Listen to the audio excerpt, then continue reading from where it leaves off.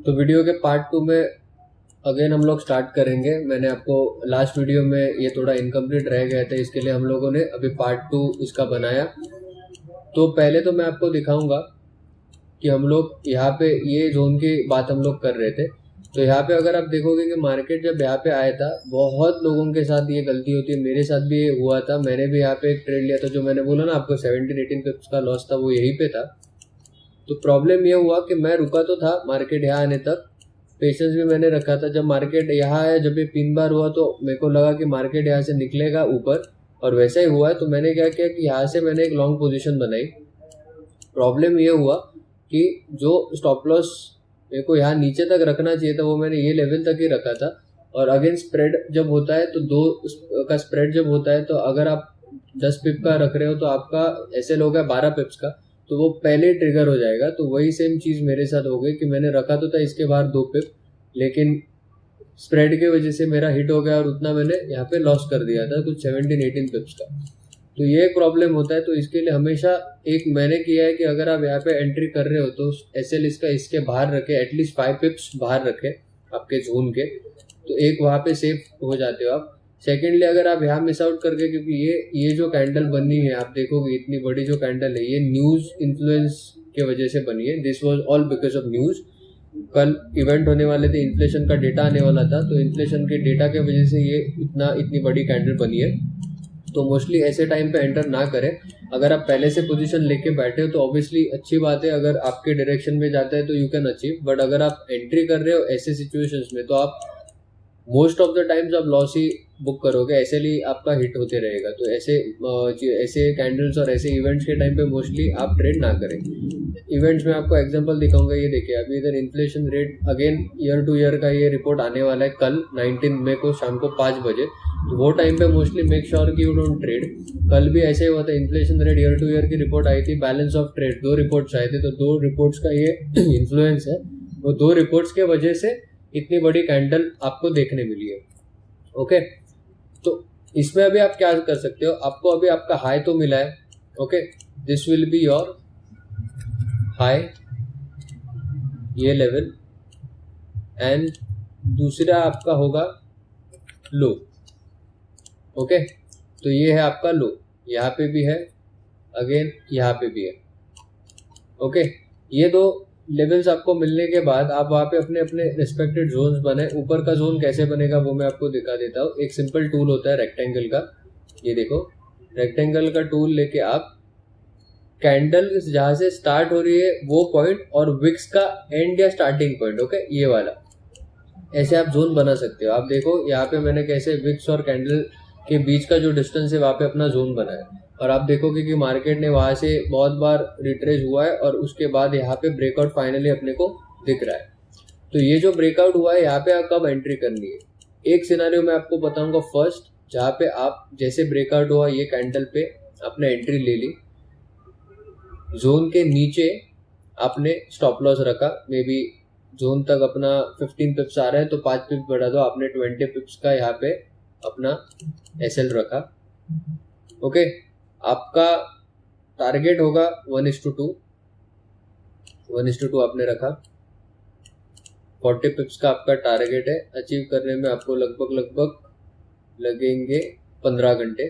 Okay, 15 घंटे क्यों लगेंगे, क्योंकि ये रात का टाइम होता है, वहाँ तब वॉल्यूम्स बहुत कम हो जाते हैं। अगर आप ये देखोगे ये वाला फेज, तो दिस इज, मैं आपको टाइम भी बताऊंगा, यहाँ से 12:30 बजे से लेकर सुबह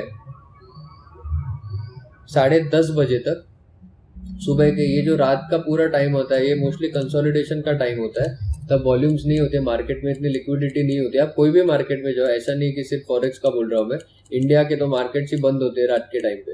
तो वर्ल्ड के मार्केट्स खुले होते हैं, लेकिन फॉरेक्स में इतनी लिक्विडिटी नहीं होती रात के टाइम पे। आप देखोगे बहुत छोटे छोटे कैंडल्स बनना स्टार्ट हो जाते हैं, इसके लिए तभी इतना टाइम लगता है, और फिर नेक्स्ट डे मॉर्निंग आपका टारगेट हिट हो गया होगा। ठीक है, तो ये एक था सिनारियो ऐसे सिचुएशंस में जोन के बीच में। तो एक बहुत सिंपल मैंने आपको दिखाया कि आपको सिर्फ लो और हाई मार्क करना है, और उसके बाद आपको ब्रेकआउट तक वेट करना है। दूसरा सिनारियो मैं आपको बताऊंगा ऐसे ही इसमें, कि आप रिटेस्ट तक भी रुक सकते हो। ठीक है, क्योंकि आपने यहाँ पे एंट्री ली, आपको कितना टाइम रुकना था, ये कैंडल्स कितनी हुई, 9 कैंडल्स होने तक, मतलब 4 घंटे 30 minute, 4 hours 30 minute you have to wait, you have to be patient, क्योंकि अगर आप तब तक वेट करते हो तो आप अगेन, और आप एंट्री यही कैंडल के लेवल पे करो, ओके, नो इश्यूज, यही कैंडल की लेवल रखो, यही पे आप एंट्री करो, प्रॉब्लम नहीं है। लेकिन आपको यहाँ पे कॉन्फर्मेशन ये मिलेगा कि मार्केट आपके डायरेक्शन में ही जा रहा है, क्योंकि मार्केट ने देखो यहाँ पे एक बार सपोर्ट लिया, 2 बार लिया, 3 बार यहाँ से सपोर्ट ले चुका है ऑलरेडी मार्केट, तो this is multiple time conformation. 3 बार टिक हुआ है यहाँ पे और उसके बाद मार्केट ऊपर गया है, तो ये एक सिनारियो होता है।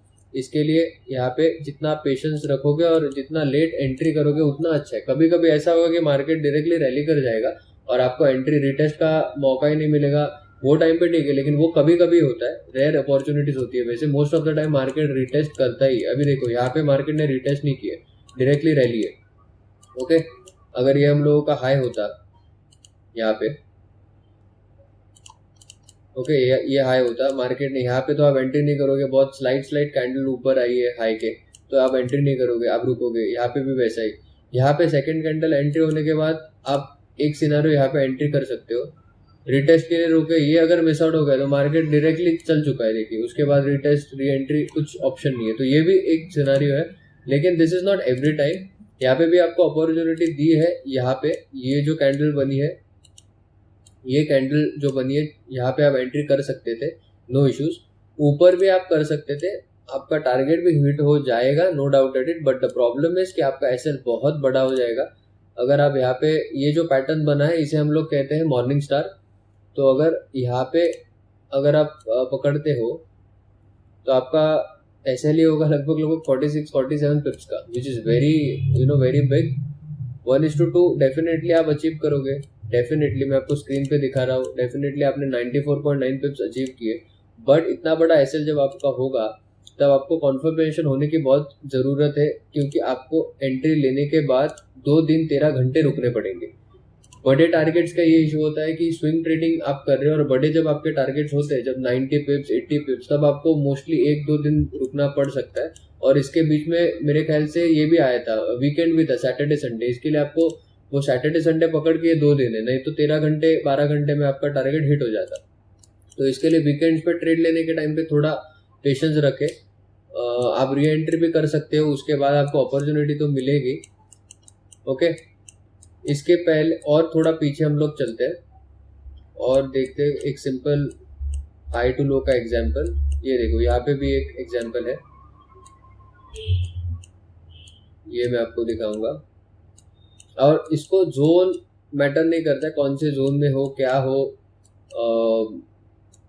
You are in the middle of the zone, it doesn't matter, अगर आपका डिसिप्लिन हो और आपके लेवल्स अच्छे से मार्क हो। अभी यहाँ पे देखिए ये लेवल आपने मार्क की, ओके, ये जो पुल बैक था आपने मार्क किया। भाई मार्केट पुल बैक लेने के बाद, इतने बड़े ड्रॉप के बाद, डेफिनेटली आपको लगेगा कि यहाँ से पुल बैक के बाद ये डायरेक्टली नीचे जाएगा, लेकिन वैसा हुआ है क्या? आप देखोगे स्क्रीन पे, वैसा हुआ तो है नहीं, मार्केट एक चैनल में जा चुका है। तो यहाँ पे आप एक कर सकते हो कि यहाँ पे आपने दूसरा एक जोन अपना एक लो जो था वो लो पे आपने मार्किंग किया। अभी आप यहाँ पे भी कर सकते हो, कैंडल के पास, आप विक्स के एंड में भी कर सकते हो, नो इश्यूज। विक्स के एंड में करोगे तो भी चलेगा, अगर आप यहाँ पे करते हो तो भी चलेगा, ओके। तो यहाँ पे अगर आप कर रहे हो तो अब देखो आपको एंट्री का मौका तो वैसे नहीं मिला है, ओके। तो इतनी बड़ी जब कैंडल होती है ना, ये मैं आपको इसके लिए एक्सप्लेन कर रहा हूँ कि आपको जोन तो बराबर है, हाई लो अच्छे से मार्क आपने किया, अभी आप समझ तो चुके होंगे हाई और लो कैसे मार्क करना है, वो आपने कर लिया। लेकिन कैंडल आप अगर देखोगे तो ये कैंडल बनी है 67 पिप्स की। प्रॉब्लम ये है कि आप एक तो जोन के बीच में हो, सेकेंडली आपका ट्रेंड कौन सा चालू है, मार्केट ऑलमोस्ट साइडवेज ही चल रहा है। अब ट्रेंड नहीं बोल सकते, ये साइडवेज ही चल रहा है, राइट। देखो ट्रेंड नहीं हो रहा है, ऊपर नीचे वही डायरेक्शन में वैसे ही घूम रहा है मार्केट। तो ऐसे मोमेंट पे इतने बड़े कैंडल में अगर आप एंटर करते भी हो तो आप टारगेट अपना अचीव नहीं कर पाओगे, क्योंकि आपने कैंडल क्लोजिंग पे एंट्री किया, आपका स्टॉप लॉस हो गया 90 पिप्स का, और आप अभी सोचोगे कि यार इधर 1.2 रखा, 1.5 रखा तो भी कुछ नहीं हो रहा है। ये नहीं होगा क्योंकि मार्केट ट्रेंडिंग नहीं था, ओके। मार्केट साइडवेज चल रहा था। तो ये बात समझनी भी बहुत नेसेसरी होती है कि मार्केट जब, देखिए मार्केट जब नीचे होता है, ये जोन के पास जो अपने डेली टाइम फ्रेम में हम लोगों ने जो जोन बनाया था नीचे का, ये जो जोन है यहाँ पे जब होता है, यहाँ से मार्केट देखो कैसे ऊपर जा रहा है, राइट। यहाँ से मार्केट अच्छे से रैली कर रहा है, मार्केट नीचे से लेकर ऊपर तक जा रहा है पूरा। ओके, तो ऐसे टाइम में आप 1:2, 1:3, 1:4 आप एक्सपेक्ट कर सकते हो।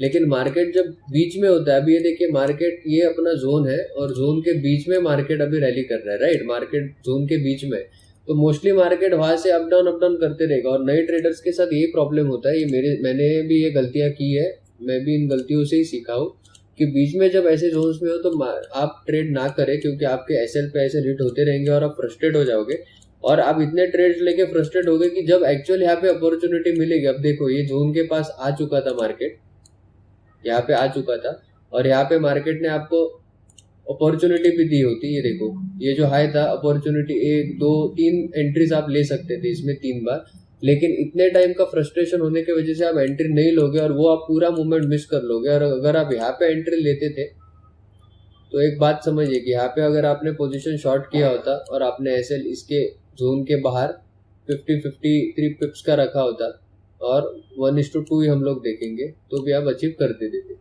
ओके, कितने टाइम में वो भी हम लोग देखेंगे, 1 डे 19 आवर्स, दैट्स इट। बड़ा टारगेट था 106 पिप्स का, तो 1-2 दिन तो लगेंगे बॉस, उतना तो आपको पेशेंस रखना पड़ेगा। सबसे बेस्ट होता है जोन के बाहर एंट्री करो, जब मार्केट ब्रेकआउट अच्छे से दे देता है तभी एंट्री करो, उसके पहले ना करो। तो ये था पार्ट 2, जिसमें मैंने आपको 2-3 सिनारियोज अलग अलग तरह के एक्सप्लेन किए कि आपको कब एंट्री करनी है और आपको कब एंट्री नहीं करनी, बिकॉज मार्केट में मैक्सिमम टाइम्स आपको ये समझना जरूरी है कि कब एंट्री नहीं करनी है। मार्केट आपको दिखाते रहेगा कंटिन्यूसली, आपको लगेगा कि मार्केट कुछ ना कुछ आपको अपॉर्चुनिटी दे ही रहा है, मार्केट का काम वही है, अपॉर्चुनिटीज है ऐसे दिखाना, प्रिटेंड करना, लेकिन आपको अपॉर्चुनिटी तभी लेनी है जब आप श्योर हो और आपकी जो सिस्टम होगी, आपके जोन्स होंगे, आपने जो ट्रेंड लाइन ड्रॉ की होंगी, आपके जो पैटर्न्स होंगे, मार्केट जब आपको उसी में कुछ कॉन्फर्मेशन आपके सेटअप में मिले तभी एंट्री कीजिए, और एल्स आप मार्केट में एंटर ना करें। अभी देखिए मार्केट यहाँ से फिर से ऊपर जा रहा है, तो यहाँ पे थोड़ा सा ग्रीड भी आपको आ सकता है कि अरे मैं और टाइम रहता था तो मेरे को और मिल जाता था, बट मैं प्रेफर करता हूँ कि आपका जो एक रूल है, मैंने जो एक रूल बनाया कि मैं मोस्टली 1:2 ही टारगेट फोकस करता हूँ। अगर जोन ऐसी सिचुएशन हो कि जहाँ पे मेरे को लगे कि 1:2 हो नहीं पाएगा या फिर जोन के बीच में हो, कभी ऐसा लगा तो मैं 1:5 रखता हूँ, उसके ऊपर में रखता नहीं। ओके, तो ऐसा प्राइस एक्शन बहुत डिफिकल्ट नहीं है, सिंपल है। Trading is simple, we are the ones who make it complicated. ये मैंने खुद की जर्नी से सीखा और खुद के एक्सपीरियंस से सीखा है, क्योंकि हम लोग बहुत डीपली ओवर थिंकिंग करके बहुत सारे गलतियां करते रहते हैं और फिर सोचते हैं कि यार ऐसा क्यों हुआ अपने साथ। तो एक बात समझ लीजिए कि प्राइस एक्शन आपको समझना हो तो आप एक तो कैंडल क्लोज होने से पहले एंट्री ना करें, कैंडल को क्लोज होने दें। यहाँ पे भी देखिए, अगर ये क्लोज होने से पहले अगर मैं यहाँ पे एंट्री कर लेता था तो मेरा ऐसे हिट हो जाता था, क्योंकि ये कैंडल जो स्पीड में ऊपर चढ़ी है पहले, उसमें ऐसा लग रहा था मार्केट ऊपर ही जाएगा, लेकिन वैसा हुआ नहीं, मार्केट नीचे आया फिर ऊपर गया। तो हमेशा एक चीज ध्यान में रखिए कि कैंडल क्लोज होने तक ट्रेड ना ले। थोड़ी सी कैंडल बड़ी होगी, थोड़ा ज्यादा स्टॉप लॉस रखना पड़ेगा तो भी चलेगा, but you will save your money and you will also save your energy, और आपका माइंडसेट अच्छे से रहेगा, आपकी साइकोलॉजी मेंटेन रहेगी, क्योंकि गलतियां जितनी कम करोगे उतनी आपकी साइकोलॉजी स्ट्रांग रहेगी। जितनी गलतियां आप ज्यादा करते रहोगे उतना आप पैनिक हो जाओगे और उतने आप फ्रस्ट्रेटेड भी होते रहोगे। ओके, तो दिस वाज इट। और भी वीडियोस बनाऊंगा प्राइस एक्शन पे और पोस्ट करते रहूंगा। फिलहाल तो मैं ट्राई कर रहा हूँ वीकली 1-2 वीडियोस तो बनाऊं और पोस्ट करते रहो। एवरी डे 5 डेज अभी पॉसिबल तो नहीं हो रहा है मेरे को, तो इसके लिए मैं ट्राई करूंगा ज़्यादा से ज़्यादा मैं मेरे एक्सपीरियंस से आपको मैं बताऊं। तो वीडियो अगर अच्छा लगा हो तो वीडियो को लाइक ज़रूर करें। आप इस वीडियो से क्या सीखे वो कमेंट सेक्शन में ज़रूर बताएं, और आपके कुछ क्वेरीज होंगे तो भी कमेंट सेक्शन में बताइए, और चैनल को सब्सक्राइब करना ना भूलें, बिकॉज और ऐसे बहुत सारे वीडियोस प्राइस एक्शन पर मैं बनाने वाला हूँ। तो वो आपको ज़रूर, अगर आप बिगिनर हो तो वो आपको ज़रूर आपके ट्रेडिंग और आपकी ट्रेडिंग स्टाइल अच्छी करने में आपको ज़रूर मदद करेंगे। Thank you so much, have a great day, have a great night.